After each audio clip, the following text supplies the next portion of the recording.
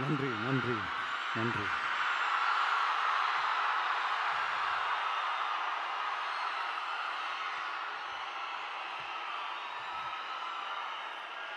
நான் போன மீட்டிங்கில்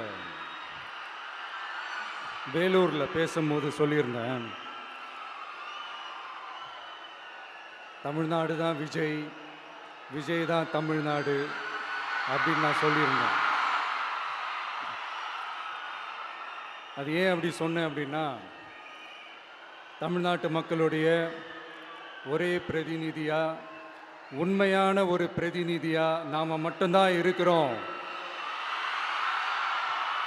அப்படின்றதுக்காக தான் அப்படி நான் சொன்னேன்.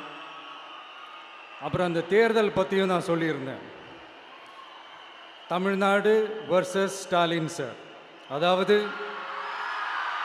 விஜய் வர்சஸ் ஸ்டாலின் சார், அதையும் நான் சொல்லியிருந்தேன். அப்புறம் இன்னொரு கேள்வியும் கேட்டிருந்தேன். இது தமிழ்நாடு சட்டசபைக்கான ஒரு தேர்தல், இதை ஏன் தமிழ்நாட்டுக்கும் டெல்லிக்குமான ஒரு எலெக்ஷன்னு சொல்கிறீங்க அப்படின்னு நான் கேட்டிருந்தேன். உடனே விஜய் பாஜகவுக்காக பேசுகிறாரு அப்படின்லாம் திருச்சி பேச ஆரம்பிச்சிட்டாங்க. அப்புறம் ரெகுலராக ஒன்று பண்ணுவாங்கல்ல, நம்மளுடைய சிறுபான்மை சகோதரர்களை பயமுறுத்தி பயமுறுத்தி ஒரு ஏமாத்து வேலை ஒன்று செய்வாங்கல்ல, அது இனிமேல் அவங்களால தொடர்ந்து செய்ய முடியாதுன்னு அவங்களுக்கு தெரிஞ்சு போச்சு. அதனால தான் நான் என்ன பேசினாலும் அதை திருச்சி பேசுறது, அந்த தில்லு முள்ளு வேலைகள்லாம் அவங்க செய்ய ஆரம்பிச்சிட்டாங்க. சென்னையில் டெல்லி டெல்லின்னு கூவுறதும், அடிக்கிற கொள்ளைக்கு ரைடு வந்துட்டா டெல்லிக்கு வெள்ளை கொடை பிடிக்கிறதும்,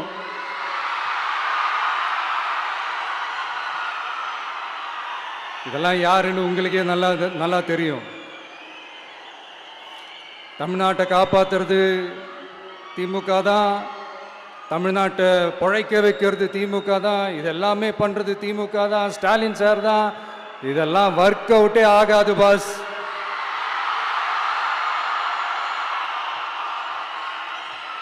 சின்ன பசங்களாம் சொல்ல ஆரம்பிச்சிட்டாங்க, ஓம் சக்தி பராசக்தி, திமுக ஒரு தீய சக்தி.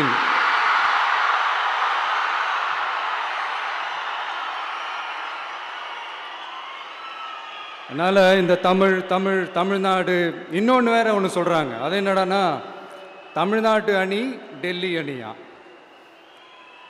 கிரிக்கெட்டில் கூட தமிழ்நாட்டு அணியை டெல்லி அணியால் தொட்டு கூட பார்க்க முடியாது.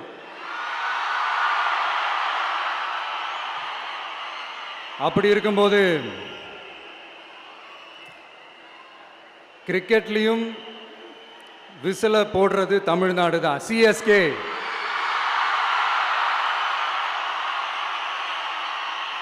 வரப்போற எலெக்ஷன்லயும் விசில போட போறது நம்ம டிவிக்கே தான்.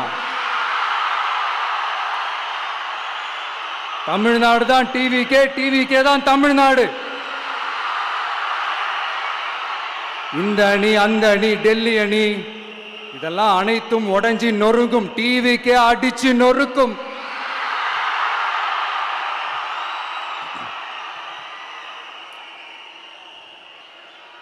எனக்கும் என்னுடைய மக்களுக்கும் நடுவில் வேற யாராலையும் உள்ள நுழையவே முடியாது.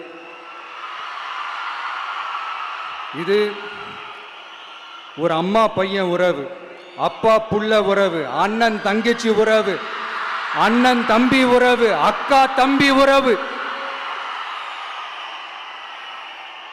இது சும்மா ஒரு எலெக்ஷனுக்கு வந்த உறவு அப்படின்னு நினைச்சிடாதீங்க. இது இயற்கையாகவே அமைஞ்ச உறவு. இது எவ்வளோ டீப்பான உறவுன்றது நான் உணர்ந்திருக்கிறேன். அதே மாதிரி நம்ம தமிழ்நாடு மக்களும் இதை உணர்ந்து இருக்கிறாங்க. இன்னும் சிம்பிளா சொல்லணும்னா, மற்றவங்களுக்கு வேணா இது எலெக்ஷன், ஆனா எனக்கும் என்ன நேசிக்கிற மக்களுக்கும் இட் இஸ் an emotion.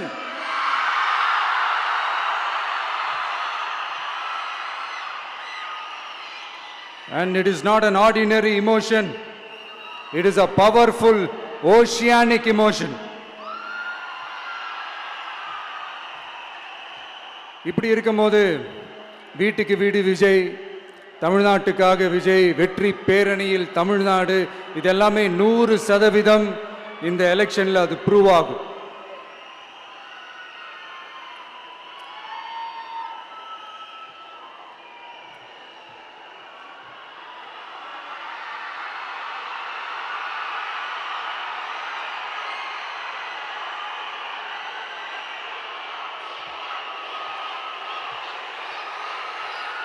நீங்க எல்லாரும் எனக்கு இன்னொரு உறுதிமொழியை ஒன்று கொடுக்கணும்.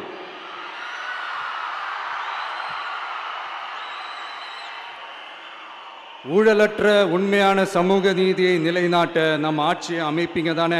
உங்களை தான் கேட்கிறேன், நம்ம ஆட்சியை அமைப்பீங்க தானே? இந்த விஜய்க்கு ஒரு வாய்ப்பு கொடுப்பீங்க தானே? உண்மையிலே கொடுப்பீங்க தானே? இந்த விஜய நம்புறீங்க தானே? ஒவ்வொரு வீட்லயும் விசில் சத்தம் கேட்கும் தானே? அந்த விசில் சத்தம் ஒவ்வொரு பூத்திலையும் புயலா ஒலிக்கும் தானே? Thank you, thank you, thank you.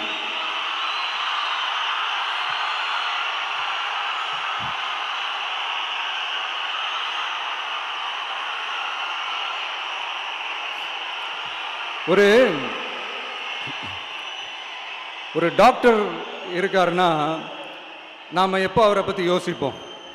இப்போ நமக்கு ஏதாவது உடம்பு சரியில்லை அப்படின்னா அவரை யோசிப்போம், அவர் ஞாபகம் வரும்.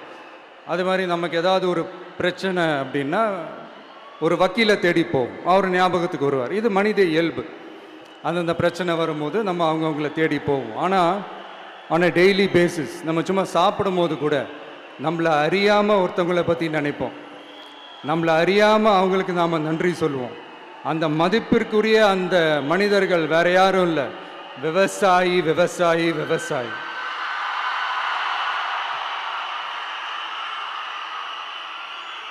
அவங்க பார்க்கறதுக்கு வேணா சாதாரணமாக இருப்பாங்க, ஆனால் அவங்க சாதாரணமான மனிதர்கள்லாம் கிடையாது. இந்த உலகத்தையும் மனிதர்களையும் படைச்சது கடவுள்னு சொல்லுவாங்க, ஆனால் அந்த கடவுளுக்கே படையல் போடுற உயர்ந்த மனிதர்கள் தான் நம்ம விவசாயிகள்.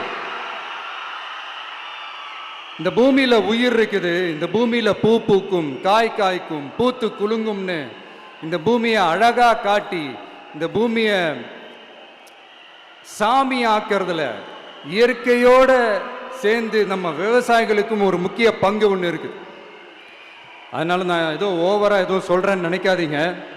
எனக்கு இந்த அடுத்த ஜென்மம் மறுபிறவியை பற்றியெல்லாம் எனக்கு தெரியாது. அது உண்மை அப்படின்னா அடுத்த ஜென்மத்தில் நான் ஒரு விவசாயி குடும்பத்தில் பிறக்கணும்னு ஆசைப்படுறேன்.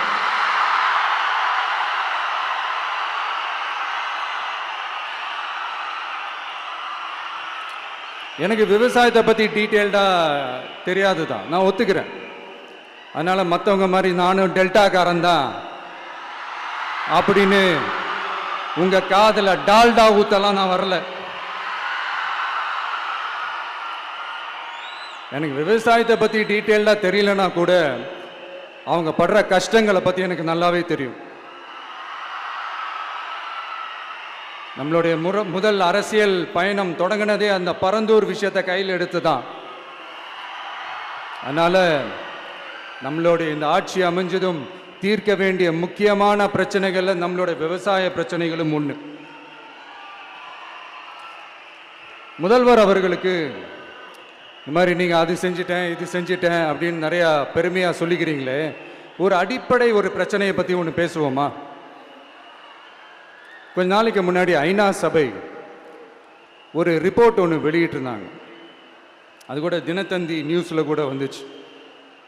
உடனே கூகுள் பண்ணி எதுவும் தேடாதீங்க, உங்கள் ஏஜென்சி வச்சு எதுவும் சர்வே கிருவே எடுக்காதீங்க. எதுக்கு உங்களுக்கு சிரமம்? நானே என்னன்னு சொல்கிறேன். தண்ணீர் திவால் அப்படின்ற அந்த தலைப்பில் தண்ணியே இல்லாமல் திவால் ஆக போகுது அப்படின்ற அந்த கட்டுரை படிக்கும்போது உண்மையிலேயே மனசுக்கு ரொம்ப பகீர்னு இருந்தது. இந்தியாவிலேயே அது முக்கியமாக நம்ம தமிழ்நாட்டில் இன்னும் கொஞ்ச காலத்திலேயே தண்ணியே இல்லாமல் திவாலாக போகுதான். அதுக்கு காரணம் நிலத்தடி நீரை பாதுகாக்காமல் விட்டது தான் காரணமாக.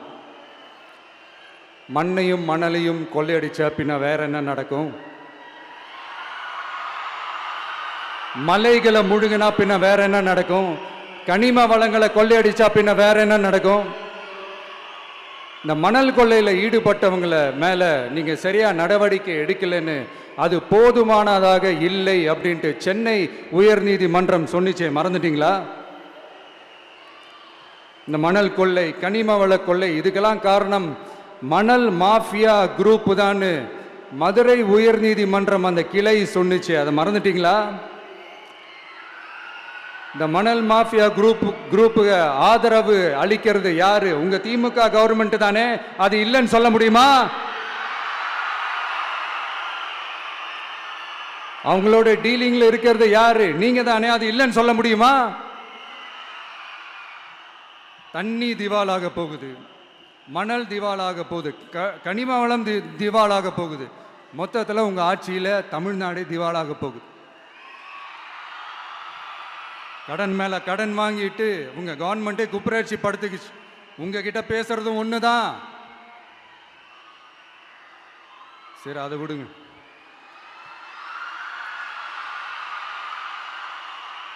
நம்ம விவசாயிகள் கஷ்டப்பட்டு விளைய வச்ச அந்த நெல்லெல்லாம் மழையில் நனைஞ்சி வீணா போச்சே. டெல்டாக்காரன்னு சொல்லிக்கிற நீங்க அதை எதாவது கவனிச்சிங்களா? அவங்களுடைய போராட்டம் எதுக்காவது கூட போய் நின்றுக்கிறீங்களா? கூண்டாஸில் மட்டும் போடுவீங்க. இதானே உங்களுடைய அந்த சாதனை. பரந்தூர் பிரச்சனை, உங்களுடைய உண்மையான நிலைப்பாடு என்ன? மேல்மா விஷயத்தில் உங்களோட உண்மையான நிலைப்பாடு என்ன?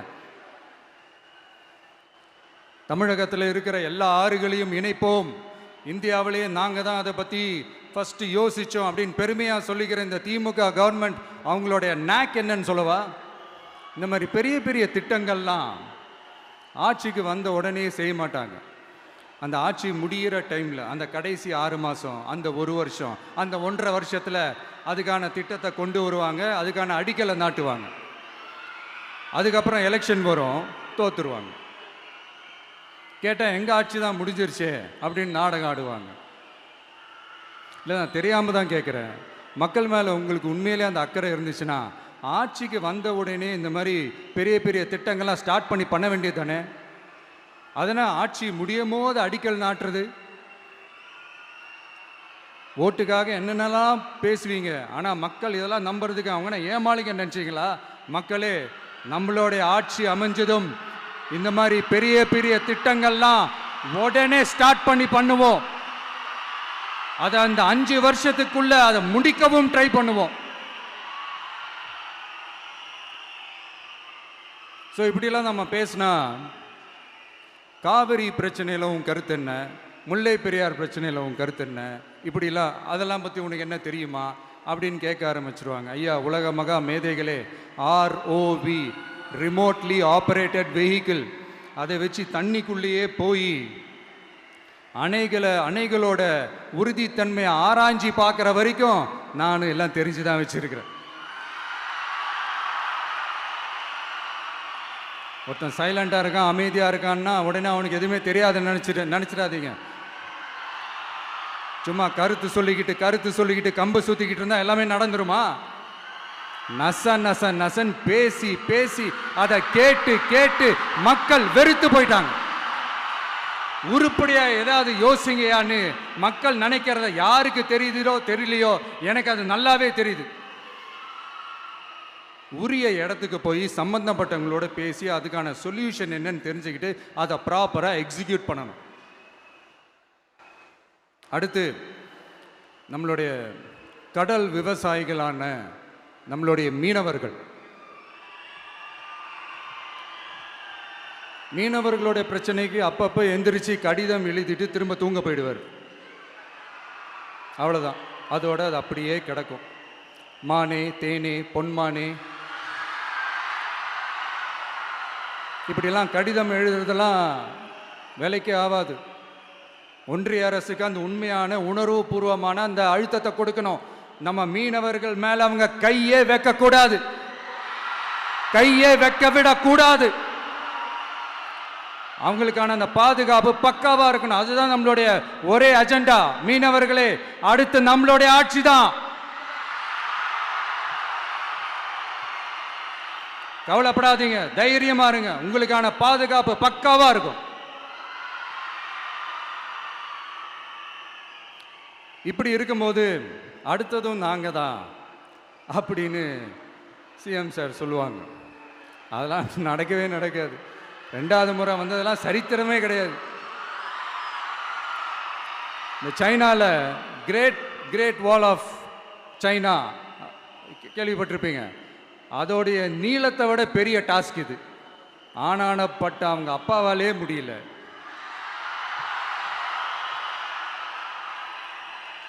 நான் முன்னாடியே சொன்ன மாதிரி உரிய இடத்துக்கு போய் சம்மந்தப்பட்டவங்களோட பேசி அதுக்கான சொல்யூஷன் என்னன்னு தெரிஞ்சுக்கிட்டா அதை எக்ஸிக்யூட் பண்ணுறது தான் ஒரு தெளிவான அரசியல். சும்மா ஆறுதல் சொல்கிறதெல்லாம் தெளிவான அரசியல்லாம் கிடையாது.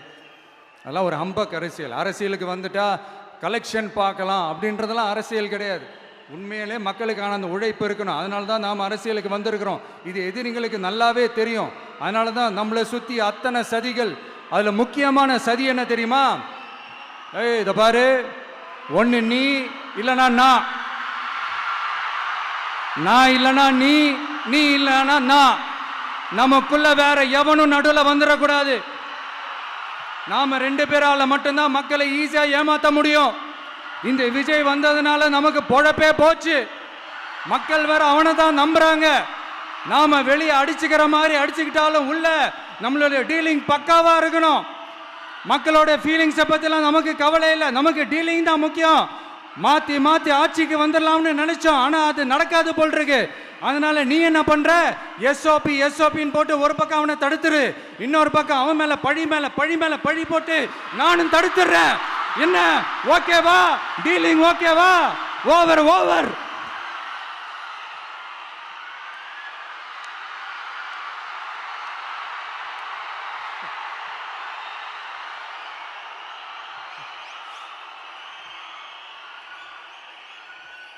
இல்லைங்க, உண்மையிலேயே சிரிக்கிறதா என்ன பண்ணுறதுன்னு எனக்கு தெரியல.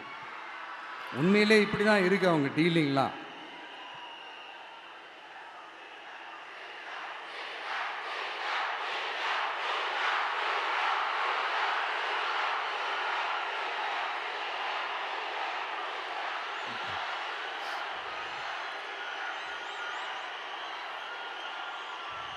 இப்படி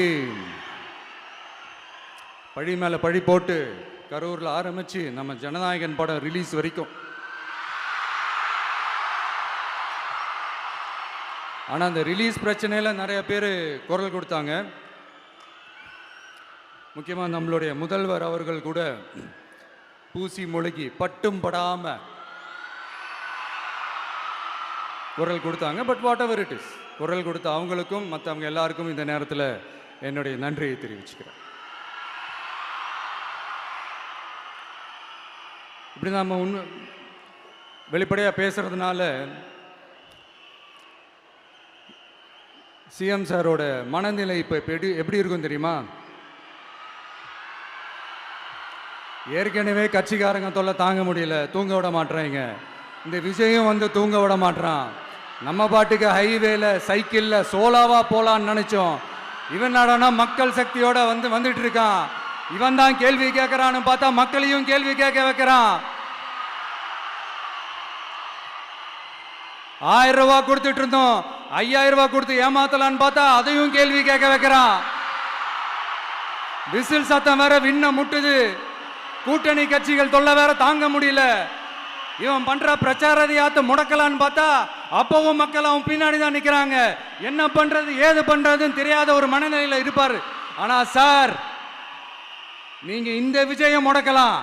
ஆனா ஒவ்வொரு வீட்டில் இருக்கிற ஒவ்வொரு விஜயையும் உங்களால முடக்கவே முடியாது.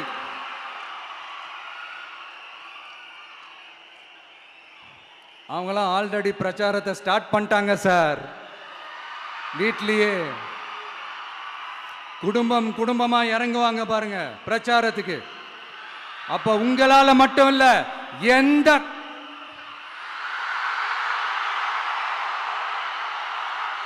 யாராலையும் தடுக்க முடியாது.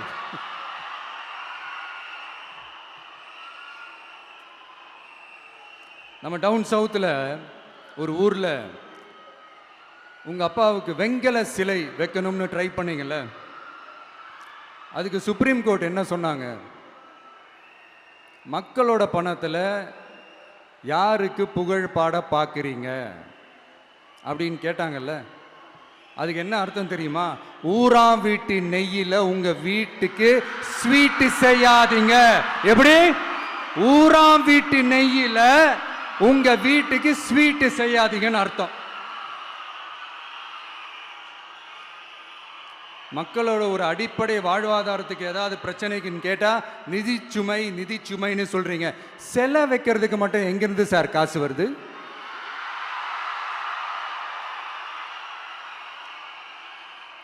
முதல்ல மக்களுக்கு அந்த சோறுக்கு வழி பாருங்க சார். செலை வைக்கிறத பத்திலாம் அப்புறமா யோசிக்கலாம். கேஸ் சிலிண்டருக்கு மானியமா 100 ரூபா தரேன்னு சொன்னீங்களே, என்னாச்சு? கரும்புக்கு ஆதார விலையா 4000 ரூபாய் தரேன்னு சொன்னீங்களே, என்னாச்சு? ரொம்ப நாள் கல்யாணமே ஆகாம இருக்கிற பெண்களுக்கு அவங்களுடைய கல்வி தகுதிக்கு ஏற்ப அரசு வேலை கொடுப்போம்னு சொன்னீங்களே, என்னாச்சு? இதெல்லாம் வெறும் சாம்பிள் தான். இதோட ஹைலைட் ஒன்று இருக்கு.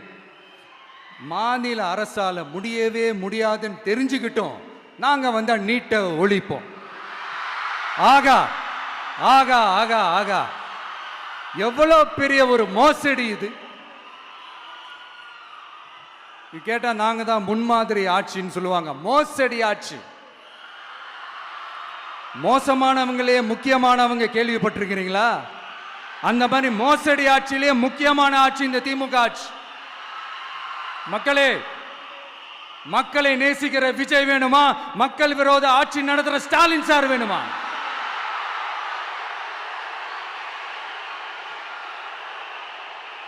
இந்த விஜய் நம்புறீங்களா, ஸ்டாலின் சார் நம்புறீங்களா?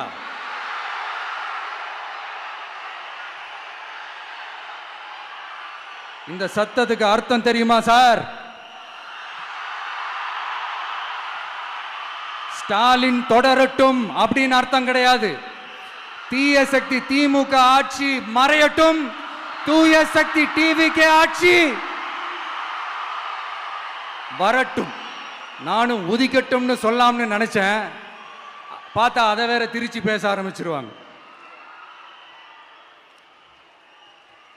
திருநெல்வேலியில், நாங்குநேரியில் இப்போ ரீசெண்டா ஒரே லைன்ல சொல்லணும்னா, நம்ம நண்பர் ஒருத்தர் ட்வீட் போட்டிருந்தாரு, அதையே சொல்றேன். ஸ்டாலின் தொடரட்டும், சட்டம் ஒழுங்கு சந்தி சிரிக்கட்டும். இதுதான் அந்த பிரச்சனைக்கு ஒரே லைன்.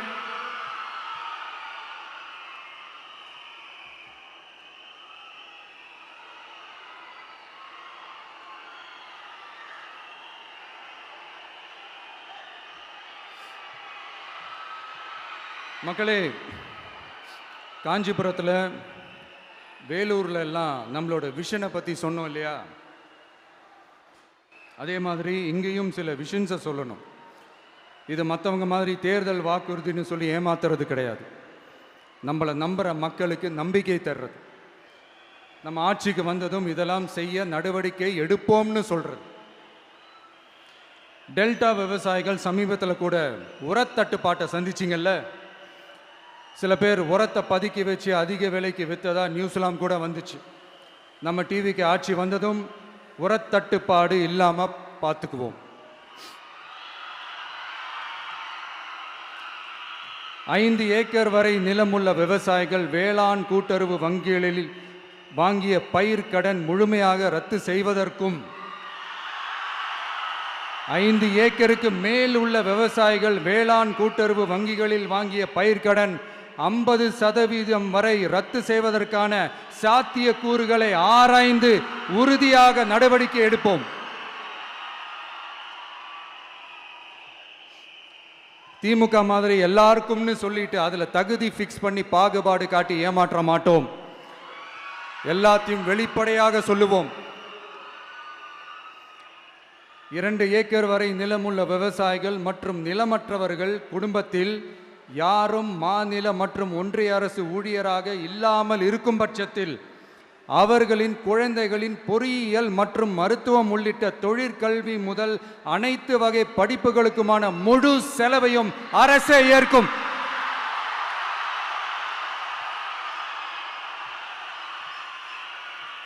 விவசாயிகளின் விருப்பத்திற்கு எதிராக எந்த திட்டமாக இருந்தாலும், ஒன்றிய அரசின் நெருக்கடியே இருந்தாலும் அந்த திட்டத்தை உங்களுடைய டிவிகே ஆட்சி முழுமையாக நிராகரிக்கும்.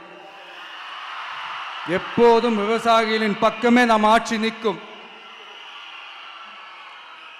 கொள்முதல் நிலையங்களில் முறையாக நெல் மூட்டைகள் பாதுகாக்கப்படும். நெல் முளைத்து வீணாவதை பார்த்து கொண்டு நமது அரசு சும்மா இருக்காது. போதுமான கொள்முதல் நிலைய வசதிகள் ஏற்படுத்தப்படும். அதே போல கொள்முதல் நிலையங்களில் கொள்முதல் செய்வதற்கோ மூட்டை ஏற்றி இறக்கவோ ஒரு பைசா கமிஷன் வாங்காமல் பார்த்து கொள்ளப்படும். அப்படி கமிஷன் வாங்குவது யாராக இருந்தாலும் கடும் நடவடிக்கை எடுக்கப்படும்.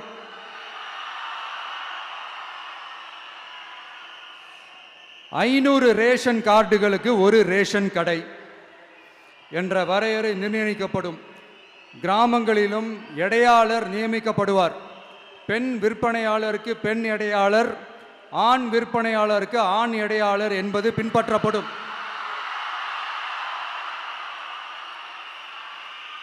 ரேஷன் கடைகளில் அரிசி தவிர அனைத்து பொருள்களும் பாக்கெட் செய்து விநியோகிக்கப்படும். மீனவர்களுக்கு ஒன்றிய அரசு சட்டப்படியான பாதுகாப்பை உறுதி செய்ய வேண்டும். அதற்கான உண்மையான உணர்வுபூர்வமான அழுத்தத்தை ஒன்றிய அரசுக்கு நமது டிவிக்கு அரசு கொடுக்கும். நான் மீண்டும் சொல்றேன், கல்வி, மருத்துவம், ரேஷன், குடிநீர், சாலை வசதி, பஸ் வசதி, இது மாதிரி அடிப்படை விஷயங்களுக்காகத்தான் நம் அரசு முதல்ல முக்கியத்துவம் கொடுக்கும். எனக்கு நம்மளோட குழந்தைகள், நம்ம பெண்கள், நம்ம இளைஞர்கள் லைஃபுக்கு முன்னுரிமை கொடுக்கணும். அரசு வேலை வாய்ப்புகள் மட்டும் இல்லாம தனியார் வேலை வாய்ப்புகளுக்கான வழியையும் உத்தரவாதத்தையும் உருவாக்கணும். அப்படி நாம் உருவாக்கிட்டாலே அவங்களுக்கான ரூட்டை நம்ம இளைஞர்கள் அவங்களே தேர்ந்தெடுத்துப்பாங்க. இத்தனை கோடி அத்தனை கோடி ஒப்பந்தம்னு சொல்லி விளம்பரம் மட்டும் செய்யாம உண்மையான ஒப்பந்தம் போட்டு வெள்ளை அறிக்கை வெளியிட்டு அதை செயல்படுத்தினாலே போதும், எல்லாம் தன்னாலே நடக்கும். இங்க என்னனையும் சொல்ல நினைக்கிறேன், இங்க அடுத்து நாங்க தான் நெஞ்சை நிமித்திரி கூவுற யாராச்சும் நாங்க ஊழலே செய்யாதவங்கன்னோ ஊழல் செய்யவே மாட்டோம்னோ நெஞ்சை தொட்டு மனசாட்சியோட சொல்ல முடியுமா? ஆனா நாம இன்னைக்கு இல்ல, ஆட்சிக்கு வந்ததுக்கு அப்புறமும் ஓப்பனா தில்லா கட்ஸா சொல்லுவோம், ஊழல் லஞ்சம் இல்லாத ஒரு ஆட்சியை கொடுக்க உண்மையா ட்ரை பண்ணாலே போதும், எல்லாம் தன்னாலே நல்லா நடக்கும். எல்லாரும் கொஞ்சம் கை இப்படி வைங்களேன். எங்க ஓட்டு எங்க உரிமை, எங்களை யாரும் விலைக்கு வாங்க முடியாது. எங்க ஓட்டு விசில் சின்னத்துக்கு தான். யாரையும் நம்பி ஏமாற மாட்டோம். எங்க வார்த்தையிலிருந்து மாற மாட்டோம். இது நிஜம். தேங்க்யூ.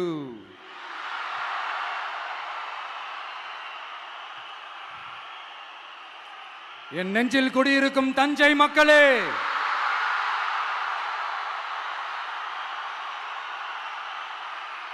என் நெஞ்சில் குடியிருக்கும் வேலூர் மக்களே, வேலூர்ல இதை நான் சொல்ல மறந்துட்டேன், சாரி. உங்களுக்காக இங்க நான் சொல்றேன், உங்களோட நான் இருக்கேன், நம்மளோட நம்ம மக்கள் இருக்கிறாங்க. இதுக்கு மேல என்ன வேணும்? கான்பிடென்ட்டா இருங்க, நல்லதே நடக்கும், வெற்றி நிச்சயம். மீண்டும் சந்திக்கும் வரை நன்றி, வணக்கம்.